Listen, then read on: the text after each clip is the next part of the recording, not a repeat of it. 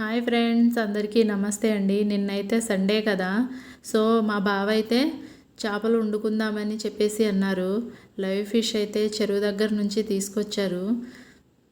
చూసారా, నాకైతే ఇలా చేయమని చెప్పేసి అన్నారు. నాకైతే చేయటం రావట్లేదు, ఈ చేపని క్లీన్ చేయటం. మా బావ అయితే చకచక చేసేస్తున్నారు.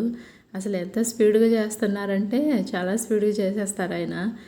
చేప పెద్ద చేప కదండి, అందుకని నాకు రావట్లేదు. చిన్న చిన్న చేపలు అయితే నేనే చేసుకుంటాను, పెద్దవి ఏమైనా ఉంటే ఆయనే చేస్తారు. ఈ చేప అయితే సుమారు 2 కేజీలు ఉందండి. ఇలాగైతే కడిగేసి ఇంకా ఫైనల్గా కళ్ళుప్పేసి ఇలాగైతే రుద్దుతున్నారు. సో ఇలాగైతే గళ్ళుప్పేసి రుద్దుకుంటే చూసారా, పైన బ్లాక్ మొత్తం పోయి చేప అయితే తెల్లగా క్లీన్ అవుతుందండి.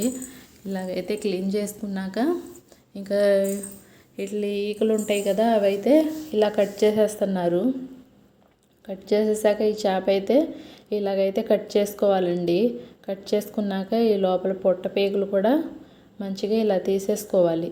తీసుకున్నాక చూసారా, ఇలా బయట తీసేయాలి. తీసుకున్నాక అప్పుడు మంచిగా క్లీన్ అవుతుంది అది. ఇప్పుడైతే చిన్న చిన్న ముక్కలు అయితే కోసేసుకోవాలి. కోసేసుకున్నాక ఒక బౌల్లో అయితే వేసుకోవాలి. చూసారా, ఇలా అయితే సన్నగా కట్ చేసుకోవాలండి. ఇలా చేసుకున్నాక సెకండ్ పార్ట్ కూడా కట్ చేసేసారు. ఆల్రెడీ మీకు ఫిష్ ఫ్రై నిన్నైతే పోస్ట్ అయితే చేశాను కదా, చూసారు కదా. ఆ రోజైతే ఇంకా లాంగ్ వీడియో పెట్టడం కుదరలేదు, సో ఈరోజైతే పెడదామని. ఇప్పుడు కుదిరిందండి అది.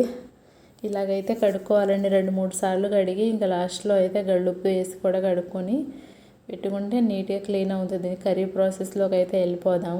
స్టవ్ ఆన్ చేసి కడాయి పెట్టి ఉల్లిపాయ పచ్చిమిరకాయలు వేసి ఇలాగైతే కలుపుకొని ఒక 5 మినిట్స్ మూత పెట్టేద్దాం. చూసారా, గోల్డెన్ బ్రౌన్ కలర్ అయితే వచ్చేసింది. ఇంకైతే ఈ కడాయిని కింద అయితే దింపేసి ఇందులో అయితే చేప ముక్కలు ఒక్కొక్కటి వేసేసుకుందాం. వేసేసుకున్నాక చూసారా, 2 స్పూన్ల కారం, ఒక 1/2 స్పూన్ పసుపు, రుచికి సరిపడా ఉప్పు, 2 స్పూన్ల అల్లం వెల్లుల్లి పేస్టు వేసుకొని మంచిగా ఇలా చేతితోటి అయితే కలుపుకోవాలి. కలుపుకున్నాక స్టవ్ ఆన్ చేసి పెట్టేసి సిమ్లో పెట్టుకొని ఇలా చేత్తో ఇలా కలుపుకోవాలండి. గరిటతో అయితే కలుపుకోకూడదు. ఇందులో అయితే చింతపండు పులుసు కూడా పోసుకోవాలి. పోసుకున్నాక కొంచెం వాటర్ కూడా పోసుకోవాలి. ఇంకా మామిడికాయ ముక్కలు ఇలాగైతే పొడవుగా కట్ చేసుకొని ఇలా వేసుకోవాలండి. బాగుంటుందండి టేస్ట్. మూత అయితే పూర్తిగా వేయకూడదు, ఇలా సగానికి వేసుకోవాలి, లేకపోతే తీసేసుకోవాలి. ఇలా మధ్య మధ్యలో ఇలా కలుపుతూ కర్రీని అయితే ఉడికించుకోవాలి. కర్రీ అయితే దగ్గర పడింది కదండి.